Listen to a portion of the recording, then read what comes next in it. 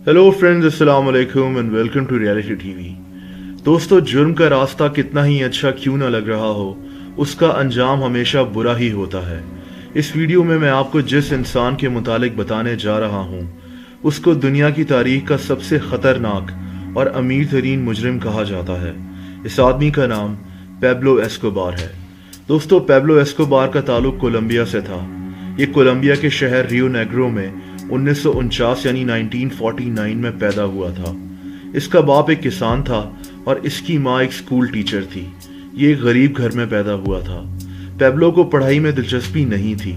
ये बचपन से ही जुर्म के रास्ते पर चलना चाहता था। नकली ब्रांड के सिगरेट से लेकर नकली लॉटरी टिकट्स तक ये हर चीज बेचा करता था। 1970 तक पेब्लो गाड़ियां चुराने का काम करना शुरू हो गया। ये मुख्तलिफ स्मगलर्स के लिए भी काम करता था। लोगों को अगवा कर उनसे तावान मांगना इसके जराइम की लिस्ट में शामिल था। ये आदमी कोकेन और दूसरी नशावर चीजें भी बेचना शुरू हो गया।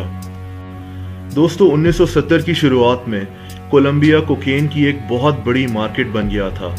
कोलंबिया में कोकेन बड़ी आसानी से मिल जाती थी। पेब्लो जैसे कई और लोग भी कोकेन खुलेआम बेचा करते थे। दोस्तों, कोलंबिया साउथ अमेरिका के नॉर्थ में वाक़या है। ये मुल्क पेरू और बोलिविया के दरमियान में मौजूद है और इसकी इसी ज्योग्राफिकल लोकेशन की वजह से कोलंबिया अमेरिका को कोकेन फराहम करने वाला सबसे बड़ा मुल्क बन गया।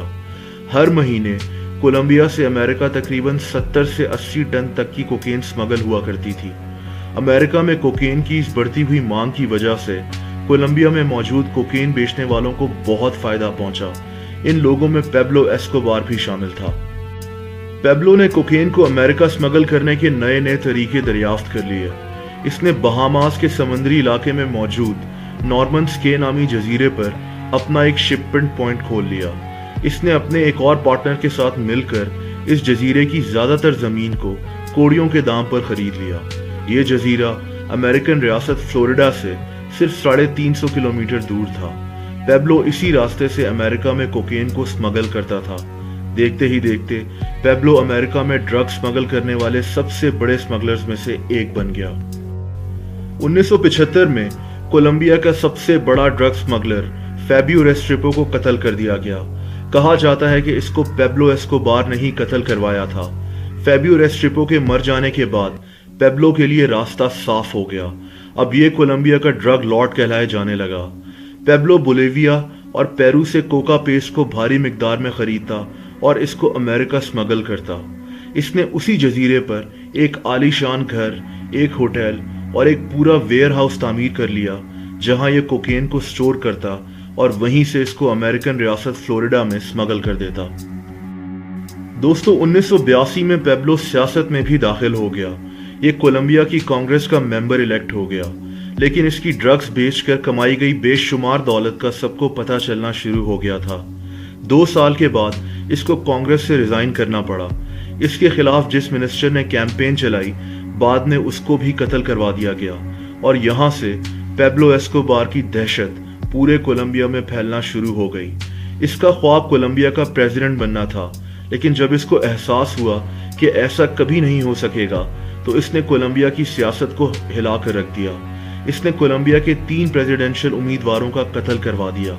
कोलंबिया के अटॉर्नी जनरल को भी इसी ने कत्ल करवाया। 1000 से ज्यादा कोलंबियन पुलिस ऑफिसर्स के कत्ल का जिम्मेदार भी पेब्लो एस्कोबार था। इसके अपने बेटे के मुताबिक पेब्लो ने तकरीबन 3 से 4 हजार लोगों का कत्ल करवाया। पेब्लो एस्कोबार का खास आदमी का नाम जॉन जेरो था। इसको पॉपाई भी कहा जाता है। ये एक हिटमैन था और पेब्लो लोगों को कत्ल करवाने और टॉर्चर करवाने का काम इसी को देता था। दिलचस्प बात यह भी है कि ये साथ साथ गरीब लोगों की मदद भी करता था, ताकि लोगों के दिलों में इसके लिए इज्जत बन जाए। इसको लोग रॉबिन हुड भी बुलाते थे, क्योंकि ये उनकी पैसों से मदद करता था। लेकिन लोगों को भी आहिस्ता आहिस्ता पेब्लो की असलियत का एहसास होने लगा। दोस्तों, पैसों की बात आई तो यहाँ मैं आपको पेब्लो एस्कोबार की दौलत के बारे में कुछ हैरत अंगेज बातें भी बताता चलूं। एक वक्त था कि जब पेब्लो एस्कोबार दुनिया के 10 अमीर तरीन लोगों में से एक बन गया था। 1985 में यानी 1985 में पेब्लो एस्कोबार की दौलत तकरीबन 30 अरब डॉलर्स तक पहुंच चुकी थी, जो आज के तकरीबन 57 अरब डॉलर्स बनते हैं। یہ اس وقت نہ صرف امریکہ میں بلکہ پوری دنیا میں کوکین سمگل کرنے والا سب سے بڑا ڈیلر بن چکا تھا۔ یہ صرف امریکہ میں ہر دن $500 ملین کی کوکین سمگل کرتا تھا۔ اس کے پاس زیادہ تر پیسہ کیش کی صورت میں تھا۔ اس کو ہر ہفتے $1000 کے ربر بینڈز خریدنے پڑتے تھے تاکہ یہ ان کو اپنے پیسوں پر لگا سکے۔ یہ اپنے کیش کو ایک بہت بڑے ویئر ہاؤس میں رکھتا تھا اور ہر سال اس کے اربوں روپے صرف اسی لیے ضائع ہو جاتے تھے کیونکہ ان نوٹس کو یا تو چوہے کھا جاتے تھے یا پھر وہ نوٹس پھٹ جاتے تھے۔ دوستو، کہا جاتا ہے کہ ایک دفعہ یہ اور اس کی بیٹی ایک جنگل میں کیمپنگ کے لیے رک گئے اور ان کے پاس آگ جلانے کے لیے لکڑیاں ختم ہو گئی۔ اس کی بیٹی کو سردی لگ رہی تھی۔ اس کے پاس اس وقت کافی کیش موجود تھا جو اس کے ساتھی کیری کر رہے تھے۔ اس نے لکڑیاں ڈھونڈنے کے بجائے تقریباً $20 لاکھ کو آگ لگا دی تاکہ اس کی بیٹی کو سردی نہ لگے۔ صرف اس کے پیسوں کو کیری کرنے کے لیے اس نے ایک جہاز خریدا ہوا تھا۔ لیکن دوستو، برائی کا انجام برا ہی ہوتا ہے۔ امریکن حکومت پیبلو ایسکوبار کو پکڑنا چاہتی تھی اور بار بار کولمبیا سے پیبلو کو ان کے حوالے کرنے کی ڈیمانڈ کر رہی تھی، لیکن پیبلو اتنا طاقتور تھا کہ اس کے خلاف کولمبیا میں کسی کو ایکشن لینے کی ہمت نہیں ہوتی تھی۔ پیبلو یہ بات بخوبی جانتا تھا، لیکن اس کے دل میں ڈر تھا کہ کہیں کولمبین حکومت اس کو امریکہ کے حوالے نہ کر دے۔ اس نے کولمبین حکومت کو کولمبیا کا $10 ارب کا قرضہ تک اتارنے کی پیشکش کی تاکہ اس کے بدلے کولمبیا اس کو امریکہ کے حوالے نہ کرے۔ لیکن دوستو، اس کے جرم کی داستانیں کافی بڑھ چکی تھیں اور پھر امریکن پریشر بھی تھا۔ پیبلو کو احساس تھا کہ اس کو کسی وقت بھی گرفتار کر کے امریکہ کے حوالے کیا جا سکتا ہے۔ اسی لیے 1991 میں یعنی 1991 میں اس نے فیصلہ کیا کہ یہ خود کو کولمبین گورنمنٹ کے سامنے سرنڈر کر دے گا، لیکن اس نے شرط یہ رکھی کہ اس کو امریکہ کے حوالے نہیں کیا جائے گا۔ کولمبین حکومت نے پیبلو ایسکوبار کی اس بات کو مان لیا، لیکن پیبلو کو کسی جیل میں نہیں بھیجا گیا، بلکہ پیبلو کی شرط کے مطابق اس کو اپنا جیل خود بنانے کی اجازت دی گئی۔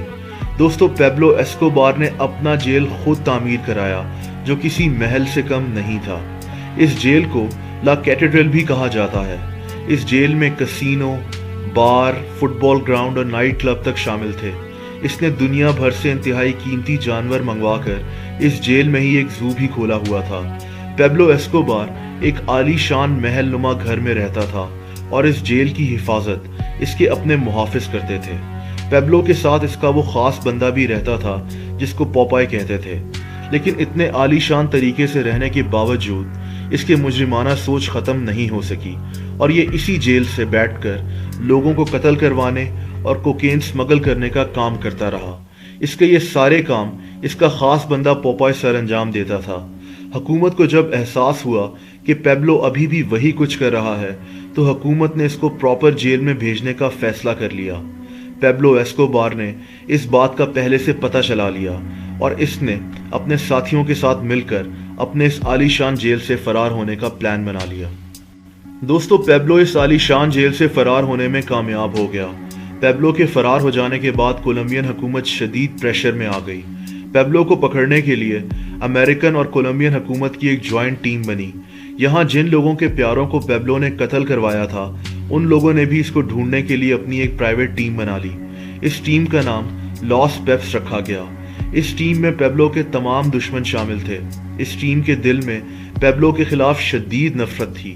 انہوں نے پیبلو کے تقریباً 300 ساتھیوں کو قتل کر دیا، جس میں اس کے رشتہ دار اور اس کا وکیل بھی شامل تھا، لیکن پیبلو کا خود کچھ پتہ نہیں لگ رہا تھا۔ دوستو، آخرکار 16 مہینے کی شدید تلاش کے بعد اور کئی $ملین خرچ کرنے کے بعد 2 دسمبر 1993 کو کولمبین پولیس کو پیبلو ایسکوبار کے ٹھکانے کا پتہ لگ گیا۔ یہ پیبلو کی سالگرہ سے ایک دن کے بعد کا واقعہ ہے۔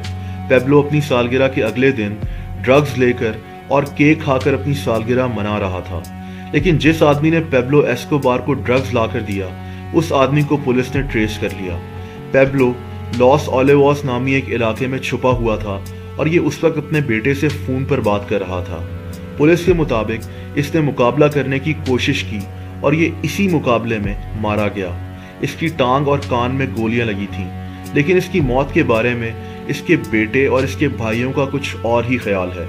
ان کے مطابق پیبلو ایسکوبار نے خودکشی کی تھی اور یہ पुलिस मुकाबले में मारा नहीं गया था। इसके भाइयों का कहना था कि उनको पेब्लो ने खुद बताया था कि वो पकड़े जाने से पहले ही अपनी कान में गोली मारकर खुदकुशी कर लेगा। ये भी कहा जाता है कि जिस गन से पेब्लो को गोली लगी वो इसकी अपनी ही गन थी। दोस्तों, पेब्लो एस्कोबार की मौत की खबर उस वक्त दुनिया की सबसे बड़ी खबर बन गई थी। कोकेन किंग और हजारों लोगों का कातिल पेब्लो एस्कोबार मर चुका था, लेकिन इन सब जराइम को अंजाम देने के बावजूद कोलंबिया के कुछ लोगों के दिलों में आज तक इसके लिए सॉफ्ट कॉर्नर मौजूद है। कहते हैं कि इसकी आखिरी रसूमात में 25,000 से ज्यादा लोगों ने हिस्सा लिया था। ये सब वो लोग थे जिनको पेब्लो ने घर बनाकर दिए थे और इनकी मदद की थी, लेकिन इसने हजारों लोगों को कत्ल भी करवाया था। इसीलिए कोलंबिया में ज्यादातर लोग खुश थे। दोस्तों, एक और दिलचस्प बात यह भी है कि इसका खास साथी और हिटमैन पोपाई ने पुलिस के सामने पहले ही सरेंडर कर दिया था। इस शख्स ने 200 से ज्यादा लोगों को टॉर्चर कर कत्ल करने का एतराफ़ किया था। इसको 24 साल कैद की सजा हुई क्योंकि कोलंबिया में सजाए मौत का कानून मौजूद नहीं है। ये शख्स अभी कुछ अरसे पहले ही जेल से बाहर आया है और ये अब एक एक्टिविस्ट बन गया है।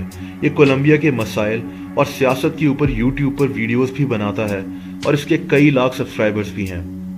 दोस्तों, पेब्लो एस्कोबार की फैमिली में इसकी बेटी और एक बेटा और एक बेटी शामिल है।